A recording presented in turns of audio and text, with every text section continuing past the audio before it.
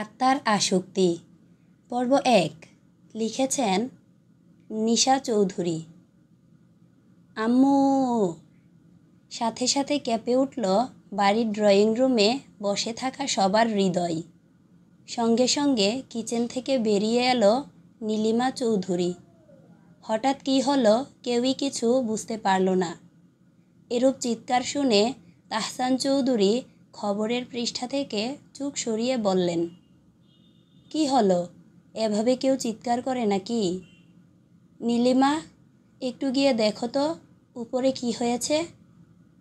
নীলিমা চৌধুরী একবার তাহসান চৌধুরীর দিকে রাগী দৃষ্টিতে তাকিয়ে বললেন, আজকে যদি তোমার গুণধর মেয়ে কোনো উল্টাপাল্টা কিছু করেছে তাহলে আমার থেকে কেউ খারাপ হবে না, এই বলে দিলাম। ভাবি, তুমি একটু রান্নাটা দেখো তো, আমি গিয়ে দেখি আমার মেয়ে আজকে আবার কি অকাজ করেছে। বলেই কোমরে শাড়ির আঁচলটা গুজে হাতে রান্নার খুন্তি নিয়ে ডুপ্লেক্স বাড়ির সিঁড়ি দিয়ে উপরে উঠতে লাগলো। এইদিকে ড্রয়িং রুমে বসে টিভি দেখতে দেখতে আহসান চৌধুরী তাহসান চৌধুরীর দিকে তাকিয়ে বললেন, মামুনিটা যে আবার কি করেছে আল্লাহই একমাত্র ভালো জানে। এই বলেই আহসান চৌধুরী আর তাহসান চৌধুরী জুড়ে জুড়ে হাসতে লাগলো। দরজার সামনে পা বাড়িয়ে রুমে পদার্পণ করল নীলিমা চৌধুরী। মাকে দেখেই অষ্টাদশী মেয়েটি তার কুখ্যাত মার দিকে মুখখানিক আহ্লাদী ভঙ্গিতে নিয়ে তার ওষ্ঠ থেকে চরণ বের করার আগেই তার মা বলে উঠলেন, কি ব্যাপার হ্যাঁ, সকাল সকাল এভাবে ষাঁড়ের মতো চিল্লাচিল্লি করছিলি কেন? এমনি দিন তো বেলা 11টা থেকে 12টার সময় পর্যন্ত তোর ঘুম ভাঙে না, ডেকেও ঘুম থেকে উঠানো যায় না, তাহলে আজকে কি হলো? কারো কি বাসায় কোনো কাজ নাই নিশা? মায়ের কথা শুনে নিশা একটু জুড়ে জুড়ে আওয়াজ করে বলল, আম্মু, আজকে আমার ভার্সিটিতে কোনো বিখ্যাত নতুন স্যার আসবে জানি না, ধুর নামটাও তো জানি না, তাই ভার্সিটিতে আজকে তাড়াতাড়ি যেতে হবে। নতুন স্যারকে সবাই ওয়েলকাম করবে, দেরি করে গেলে আজকে আর ভার্সিটিতে ঢুকতে দেবে না। ভার্সিটির মেইন গেট দর্শন করেই আবার বাসায় ফেরত আসতে হবে। তখন নীলিমা চৌধুরী বললেন, একবার ঘড়ির কাঁটার দিকে দেখতো কয়টা বাজে। এখন আর যেতে হবে না তোর ভার্সিটিতে, আজকে আমার ছেলে আসবে, মানে তোর বড় আব্বুর ছেলে আয়ান। বলেই তিনি থেমে গেলেন, তার মুখে এক প্রশান্তির হাসি। মায়ের কথা শুনে নিশা বলতে লাগলো, আম্মু, আমি আজকে কিছুতেই ভার্সিটি মিস করতে পারবো না, কারণ নতুন স্যারকে বরণ করার দায়িত্ব একমাত্র তোমার এই গুণধর মেয়েরই। আর কি বললে? আয়ান ভাইয়া, তাকে তো আমি আজ পর্যন্ত কখনো সামনাসামনি দেখিনি। তোমাদের ছেলেকে তোমরাই দেখো, আমার এত দেখার শখ নেই। মাঝে মাঝে তো মনে হয় আমি তোমার সন্তানই না, আয়ান ভাইয়াই তোমাদের আদরের সন্তান। মেয়েকে কথা শুনে নীলিমা চৌধুরী হাতের খুন্তি উঁচু করে তার উদ্দেশ্যে বলে উঠল, শোন, আমার আয়ানকে নিয়ে কিন্তু কিচ্ছুটি বলবি না নিশা। আমার ছেলে লাখে কি কোটিতেও একজন পাওয়া যাবে না। হ্যাঁ, এটা ঠিক, আয়ান আমার নিজের পেটের ছেলে না, তোর চাচুর ছেলে, কিন্তু তাতে কি, আমি আয়ানকে সবসময় নিজের ছেলে হিসেবে ভেবেছি। আর কিছু বলতে যাবে তার আগেই নিশার রুমে প্রবেশ করল মায়া, নিশার চাচাতো বোন, নীলিমা চৌধুরীর বড় ভাবির ছেলে আর চৌধুরী বংশের দ্বিতীয় আদরের মেয়ে। চৌধুরী বাড়িতে থাকে আহসান চৌধুরী আর তার স্ত্রী প্রিয়তা চৌধুরী। তাদের 2 ছেলে মেয়ে, বড় ছেলে আজরান আয়ান চৌধুরী আর ছোট মেয়ে মেহরুবা মায়া চৌধুরী। আহসান চৌধুরীরা 4 ভাই বোন, তিনি বড়। তার মেঝু ভাই তাহসান চৌধুরী, তার স্ত্রী নীলিমা চৌধুরী।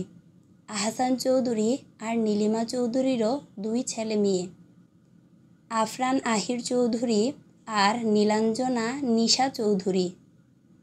ছোট ভাই ইকবাল চৌধুরী আর তার স্ত্রী স্বপ্না চৌধুরী। তাদের বড় ছেলে আহান চৌধুরী, তার স্ত্রী তামান্না চৌধুরী। তাদের 2 মেয়ে, এশা ও ঐশী। আহানের 2 জন যমজ বোন আছে, রিয়ানা রিক্তা চৌধুরী আর রিদিতা রাহি চৌধুরী। ইকবালের ছোট বোন মোহনা চৌধুরী তার পরিবারের সাথে অন্য শহরে থাকে। তার বড় ছেলে নুমান ও ছোট মেয়ে রোজা।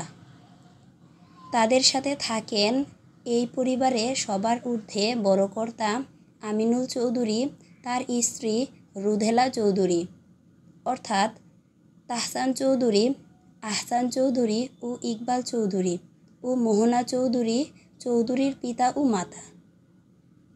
আয়ান আর আহির বাড়ির বড় ছেলে। 2 জনকে বড় বলার কারণ হলো 2 জনের জন্মদিন। কোইন্সিডেন্টলি আয়ান আর আহিরের জন্ম একই দিনে। একই বলে ভাগ্য। 2 জনে একই বয়সের হওয়ায় ওদের বেড়ে ওঠা, বড় হওয়ার কথা ছিল একসাথে, কিন্তু তা হলো না। ওরা 2 জন 3 বছর বয়স পর্যন্ত একসাথে ছিল। আয়ানের বয়স যখন 3 বছর, তখন আহসান চৌধুরী আয়ানকে আমেরিকায় ওর মামার কাছে পাঠিয়ে দেয়। আজ 25 বছর যাবৎ আয়ান আমেরিকাতেই আছে। আজ 25 বছর পর আয়ান নিজ দেশে ফিরছে, তাই বাড়িতে বিরাজ করছে আনন্দদায়ক পরিবেশ। নিশা আর মায়া দুজনেই সমবয়সী। ওদের বয়সের পার্থক্য 6 মাস। 2 জনের মিল প্রচুর, একজন আরেকজনকে ছাড়া থাকতে পারে না। ওরা 2 জন 2 জনের বিশ্বস্ত সঙ্গী। মায়া নিশার দিকে তাকিয়ে বলল, "কি রে, বান্দরবানের ছাড়া পাওয়া বান্দর, এখন রেডি হসনি? 9টা তো বাজতে গেল, আর এতক্ষণ বিছানায় মরার মতো পড়ে থাকলি?" নিশা রেগে গিয়ে বলল, "কি বললি শাকচুন্নি? আমি বান্দরবানের ছাড়া পাওয়া বানর? তোর মাথার সব চুল ছিঁড়ে আমি আমার মেকআপ ব্রাশ বানাবো।" মায়া একটু ভাব নিয়ে বলল, "ভুলে যাস না, আমি তোর 6 মাসের বড়। সম্মান দিয়ে কথা বলবি, বুঝলি?" নিশা সঙ্গে সঙ্গে বিছানা থেকে লাফিয়ে উঠে দাঁড়িয়ে বলল, "বড় হয়েছিস, তোকে তো কি হয়েছে? আমার 6 মাসের বড় তুই, আর তোর সম্মান ছিলই বা কবে?" মায়া গলা খাকানি দিয়ে বলল, "আমার মান সম্মান সবসময়ই ছিল আর আছে, শুধু তোর চোখে পড়ে না।" নিশাকে আর কিছু বলার সুযোগ না দিয়ে মায়া ওকে এক ধাক্কায় ওয়াশরুমে পাঠিয়ে দেয়। তারপরে নীলিমা চৌধুরী মায়াকে বলতে থাকে, "বলছি মা, আজকে একটু তাড়াতাড়ি ভার্সিটি শেষ করে বাসায় এসো। আজকে এত বছর পর আমাদের বাড়ির নয়নের মণি আমাদের কাছে ফিরে আসবে।" বলেই তার চোখে পানি চলে আসলো।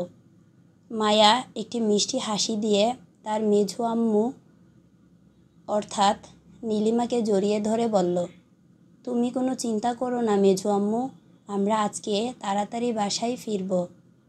এত বছর পর ভাইয়া বাড়িতে ফিরছে, আমরা কি দেরি করতে পারি? বলো তো মেঝো আম্মু?" নীলিমা চোখের পানি শাড়ির আঁচলে মুছে মায়াকে আদর করে বললেন, "ঠিক আছে, সাবধানে যেও কিন্তু। আমি কিচেনে গেলাম, আমার ছেলের জন্য তার পছন্দের সব খাবার রান্না করব।" বলেই তিনি নিশার ঘর ত্যাগ করলেন। মায়া মনে মনে বলতে লাগলো, নিজের ছেলে নয়, তারপরও এত স্নেহ, এত মায়া, ভালোবাসা সত্যিই সুন্দর। বলেই নিশার রুম থেকে চলে গেল সে।